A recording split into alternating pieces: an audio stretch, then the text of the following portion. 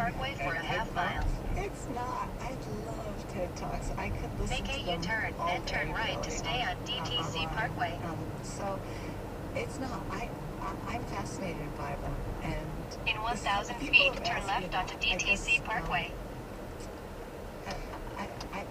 I can never get tired of them. Yeah. So putting them on stage. You are on the fastest route and your route is clear. You should reach your destination by 2:06 p.m.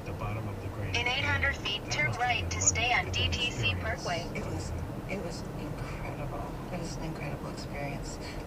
The tribe had 7 million acres was theirs. Turn right to stay on DTC Parkway. Down to a few thousand acres, and even though that seems like a lot of land that they could still farm or have cattle, their water access. Continue on DTC Parkway for a half mile. And so, during dry times, the crops would die and the cattle would die. So the circumstances are pretty dire. All their food, for the most part, has to be shipped in, and it's like government cheese, big blocks of cheese and white bread and Doritos. So there's not very healthy stuff. Yeah, and it was when I was there, it was almost 120 degrees. So it's not like you could ship in any greens or fruit and have it, keep.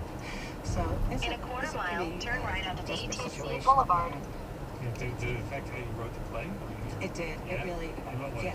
Those specifics really changed. And I added a couple scenes for Ambarella after that. I felt like she needed as much weight in the play as Jillian does. Did you have your own moments of cultural miscommunication? Turn right onto DTC Boulevard, South Yosemite Street. Life was like? I did, and I've found myself stumbling along clumsily, just as in a quarter mile, turn left onto East Orchard Road. Making all sorts of assumptions and thinking I'm being culturally sensitive.